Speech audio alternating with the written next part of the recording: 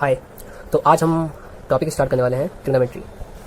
ये topic basically first at all सारे chapters के लिए इंपॉर्टेंट होता है। सारे स्टूडेंट्स इसे कवर करना चाहते हैं क्योंकि ये हमारा एक ही बहुत ही सिंपल सा चैप्टर है और ये सभी क्लासेस में पूछा जाता है। 9th हो, 10th हो, 11th हो, 12th हो, ये सभी क्लासेस के लिए इंपॉर्टेंट चैप्टर है और इसका फिजिक्स में भी यूज़ पड़ जाता है। इसका काफ़ी यूज़ होता है, तो आज हम इसी के बारे में डिस्कस करेंगे।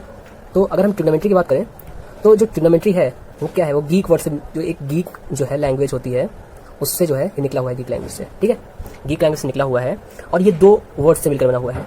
दो वर्ड से मिलकर बना हुआ है जो क्या है, ट्रैग्नन और मेट्रॉन। ट्रैग्नन का मतलब होता है ये ट्रायंगल, ये डिनोट करता है ट्रायंगल को। क्या डिनोट करता है? ट्रायंगल।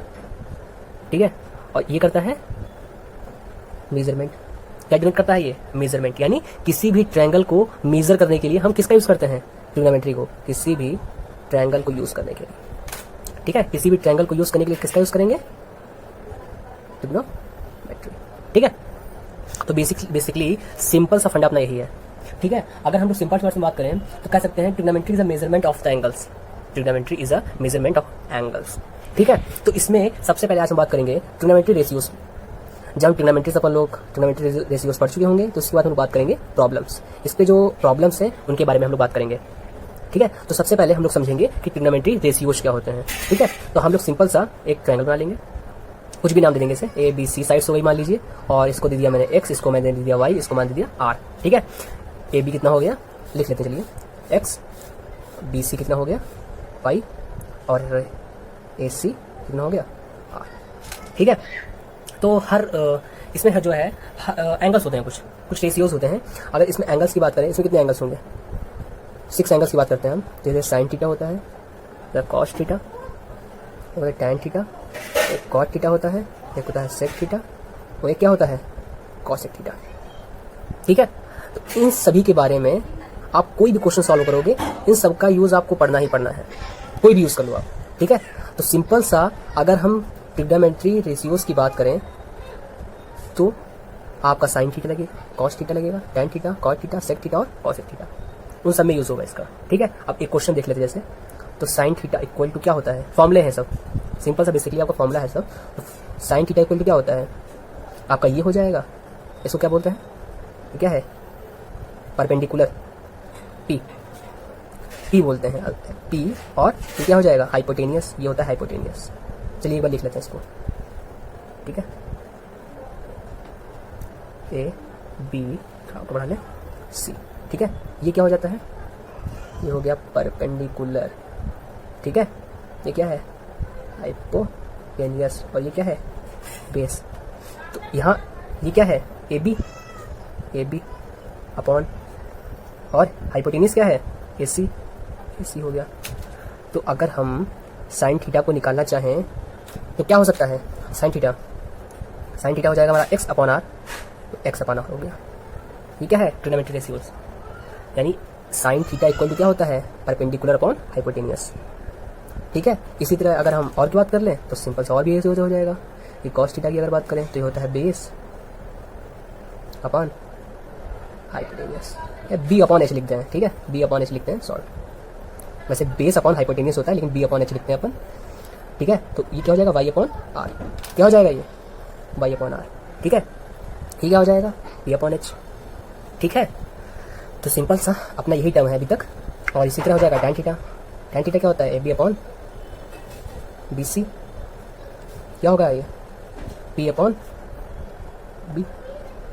अब अगर आपको 3 फॉर्मूलाज याद हो गए हैं तो सिंपल सा आगे कुछ बात करने की जरूरत रह नहीं गई कि आपको आगे फॉर्मूला याद करना है। ठीक है, अब टैन थीटा की बात करें, अगर ये एंगल थीटा है, ठीक है, अगर 90 हो तो 90 ले लेते हैं, कुछ भी होता है वैसे हम लोग क्योंकि एग्जाम्पल ले रहे हैं तो यहाँ थीटा ले लिया, फाई ले लिया, कुछ भी ले सकते हैं। ठीक है, तो यहाँ कॉट थीटा ले लिया, अब कॉट थीटा ले लिया तो ये इसका क्या हो जाएगा, इसका उल्टा हो जाएगा। ठीक है, उल्टा हो जाएगा, यानी P upon B, B upon P हो जाएगा। ठीक, यानी टैन थीटा इक्वल टू अगर पी अपॉन बी है तो cot theta equal to B upon P, यानी ये ऊपर हो जाएगा और ये नीचे हो जाएगा। कौन जाएगा, ये ऊपर और ये नीचे। ठीक है, हमने कर लिया। फिर इसकी अगर सेक थीटा की बात करें, इसकी बात करें सेक थीटा की, तो ये क्या हो जाएगा, सेक थीटा हो जाएगा आपका एच अपॉन बी, और कॉसेक थीटा इक्वल टू क्या हो जाएगा,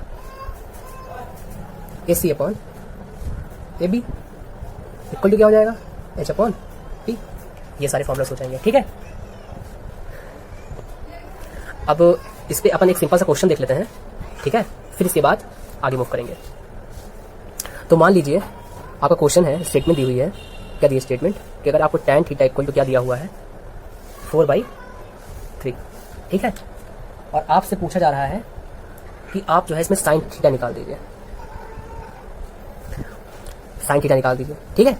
तो साइन थीटा निकालने के लिए सबसे पहले क्या होगा, हम लोग एक एंगल बनाएंगे, ठीक है। ये थीटा दिया हो तो थीटा रख लेंगे, ये ए हो गया, ये बी हो गया और ये सी हो गया।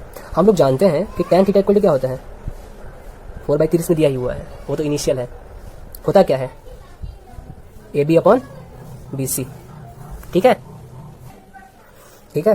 तो ये हो जाएगा 4 और ये हो जाएगा 3। अब एक थ्योरम होती है,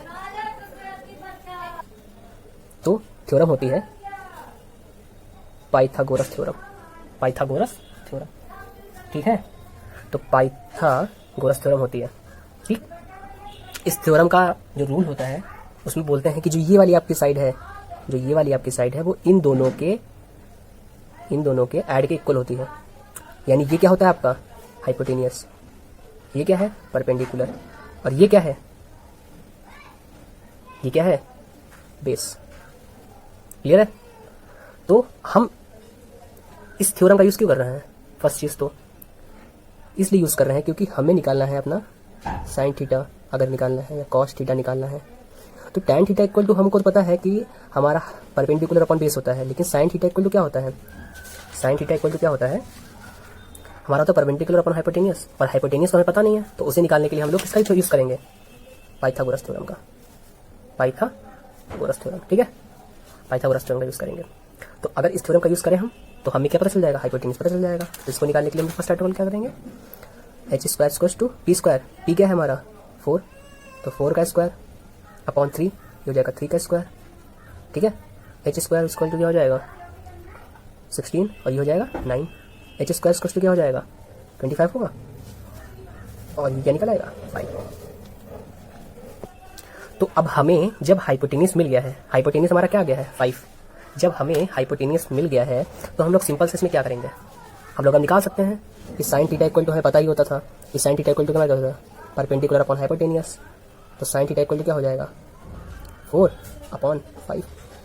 अगर आपको और कुछ निकालना है, tan थीटा निकालना है, तो क्या होता है परपेंडिकुलर अपॉन बेस, तो परपेंडिकुलर अपॉन बेस तो दिया ही था, चलिए ठीक है सही है। फिर अगर कॉट निकालना था तो कॉट इसका उल्टा होता है, ये क्या हो जाएगा, ये हो जाएगा ऊपर। अगर सेक निकालना है तो सेक किसका होता है कॉस का होता है, ठीक है। अब कॉस क्या हो जाएगा, ये साइड क्या है हाइपोटेनियस, और हाइपोटेनियस क्या है 5, और ये हो जाएगा 3। तो इसी तरह सारे क्वेश्चंस होंगे, ठीक है। तो आप और क्वेश्चन ट्राई करिए, बाकी अगले वीडियो मिलते हैं। Thank you, bye bye.